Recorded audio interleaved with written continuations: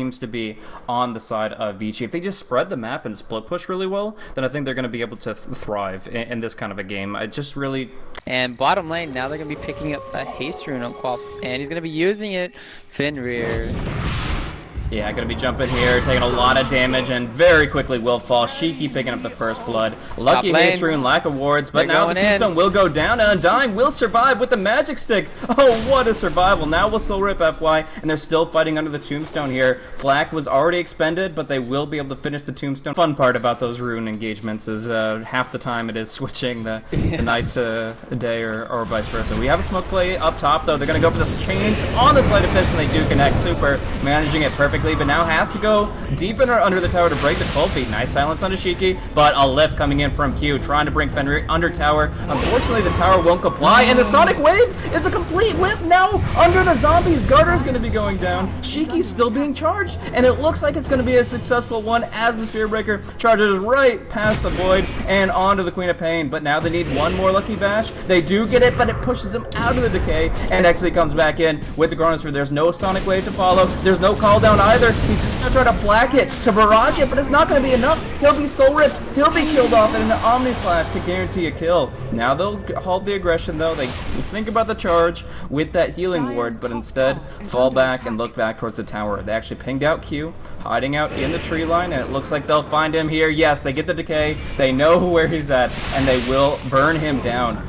With the Undying finding another kill. So 2-0-3 for Ice. 5-1 is Vici Gaming's kill score. Just doing so much work out the gate with their first 5-man movement. To him, he's 0-2 now. This is not looking good for CDEC. They whiffed all of their ultis on the first attempt, and they're all about surviving the early game, and they're not surviving yet.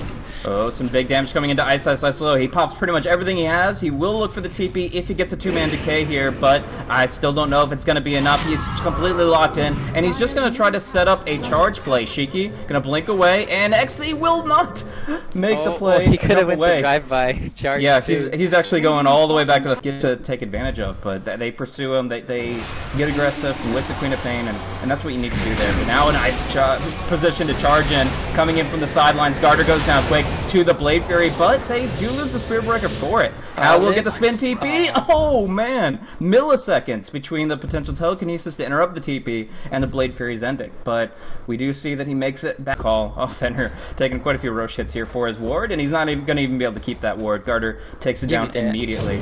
So, but Super finds an opportunity thanks to Garter's dewarding, and 2v1 they will bring him down, forcing the Void back, and most likely taking another tier 1 line here. BKB would be great against the Skywrath Mage Silence. Aghanim's, as you mentioned, is very pivotal for their team fight. It just seems like he wants a bunch of items, and he's going to get none as he gets Silence locked in underneath that Mystic Flare, and he goes down quick. A nice jump away from the Ember Spirit. Still getting hit by the second call down strike, though. They both get hit by the Sonic Wave. Super keeps jumping. FY goes down. Super looks like he's going to go down after one more scream, but a nice Searing Chains keeps Shiki back. Fenrir taking some massive damage here, and Super will get the TP away. Soul Rip, though, healing up Fenrir. Unfortunately, it looks like it's not going to be enough. Aggressive getting slowed down, and Super's coming from the back line. He's going to get him. Aggressive is all alone now, and he's going to try to go for the TP away. He will not succeed under the crits and that tombstone, and it's actually the Queen of Pain to go down as well. Super just doing so much work with these on Void getting the chrono off before the Fire Emblem comes out. I don't know what they can. He's going to be picked up here most likely, unless he gets a good charge out. The last right click, no. Oh my. Alright, this team's just unkillable. Ice Blast? I just jinxed him. FY will be sniped here. At least they'll be able to get that one. Substitute, he's always going to get near maximum value from it in a team fight, thanks to all the magic damage coming in from CDEC. And actually some damage coming out of X, and he will get silenced, and that means with the Nether Strike and the opportunity to maybe get a right click on the healing ward or something that you normally wouldn't be able to. So I think that's actually pretty helpful, but it's not like the dream skill. You really want a tombstone or something like that here. And actually going to be a flanking Chronosphere coming in. There is a pike, but there is no flame dart. So the Ice Blast is going to drop Super very low. And if they just get a couple more right clicks, they might bring him down. But first and foremost, we're going to see Aggressive and Garter dropping down. Garter, oh, he gets the cold feet on FY. He'll fall with him thanks to the Inner Shadows. Now back on Gyrocopter, getting back into it. Oh, Super so very low, but Aggressive locked in. It's going to be a dieback for Aggressive, the hard carry at 21 minutes minutes into the game, How will run Q down, and under the tombstone, Shiki will fall as well. It's a triple kill for How. It's a 5-man wipe, only the Void remaining. The Queen of Pain buying back, and they have no cooldowns. They have no ultimates. They're gonna just kind of right-click them essentially, and we'll see how well that works out with Ice at their back. He's got plenty of kill rip to bring to bear, and Shiki just can't find the kill. They're actually fearless right now, going in with the Aegis, connecting with the Searing Chains, and bringing the Queen of Pain down for another dieback. Easy Aegis pop, and they'll go in for the racks here. Nothing to stop them. They're already calling it. 22 minutes in, it's GG. A 16,000 net worth advantage, a 12,000 experience advantage, and that's all. So his hero is pretty much useless. Obviously his cooldown was on cooldown as well, so he all he has is like, but he really does need to get the BKB ASAP.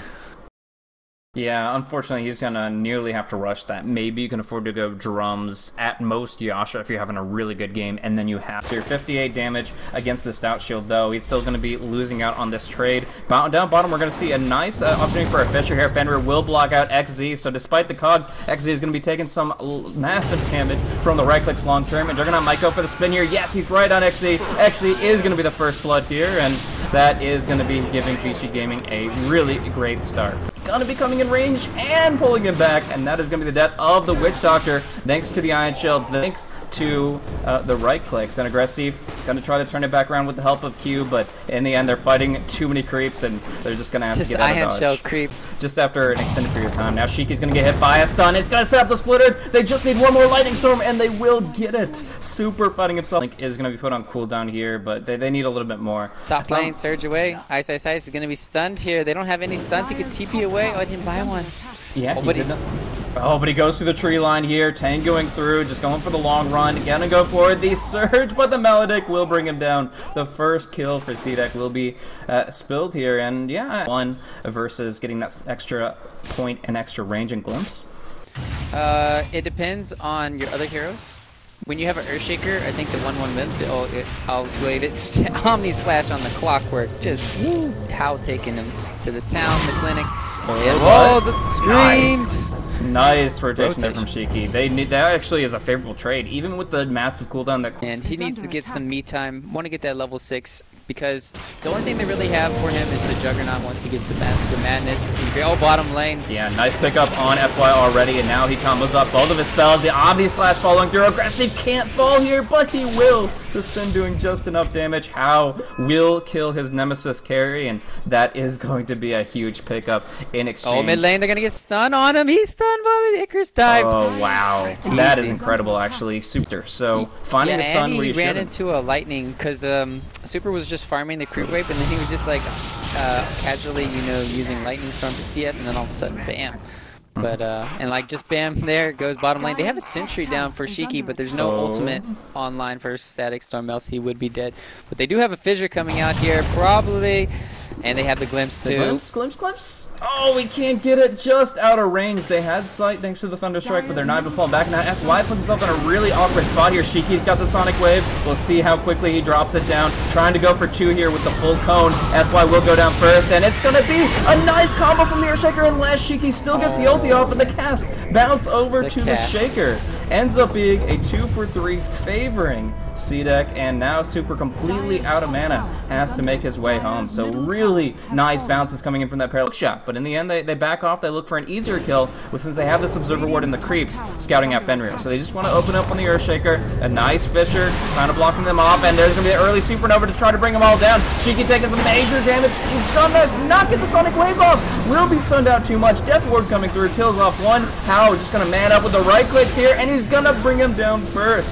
Now we're going to see the Lightning Storm and the Glimpse come into play, and will be preventing Phoenix from retreating. Aggressive turns it onto How with the battery assault, but just can't do enough damage, and is now caught in Static Storm. Right clicks down How.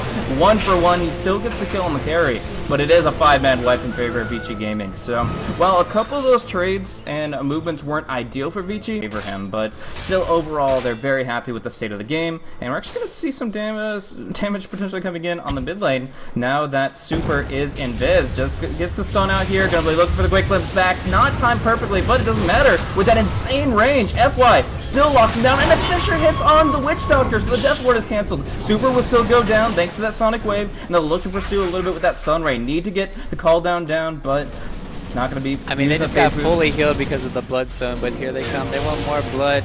Call down.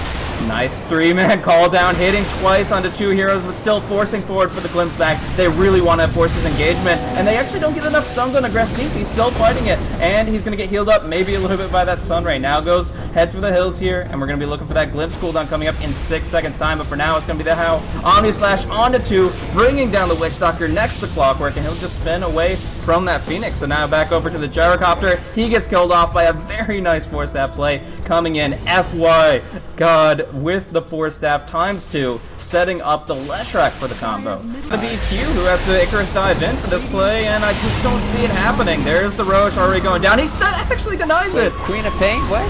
What? I don't know. We're gonna see Juggernaut deny it. Okay. Now Fenrir gonna go for the 2-man Fisher, and if they can get kill, they're still pushing high ground here. It's no KOXY, it's like a Bulba deny, more so. It's where you're like, it really sucks, it would feel bad, but they're still in a winning position. Nice cast, though. Gonna be causing some issues. Pipe is the response, and we're just gonna see the Edict break this tier 3 Drax down pretty quickly. So let's look over at buyback. Dire has 2, and we'll see how well they can use it. Omni Slash coming out. Big damage onto his Clockwork. He's already out of the fight. Gyrocopter caught in that kinetic static, unable to BKB. He buys back instantly, trying to get back into it, while Shiki goes man mode, but nobody can get a kill. Not a single one of them can do anything against this chain of disabled and this massive damage coming out from Vici Gaming. They make it a quick 2-0 and some celebratory TPs here. It's a 22.5-minute victory, not even much shy of their game 1. They are just able to dominate so hard here, and it looks mighty fine. Vici Gaming guarantee themselves at least $20,000 here by winning the quarter.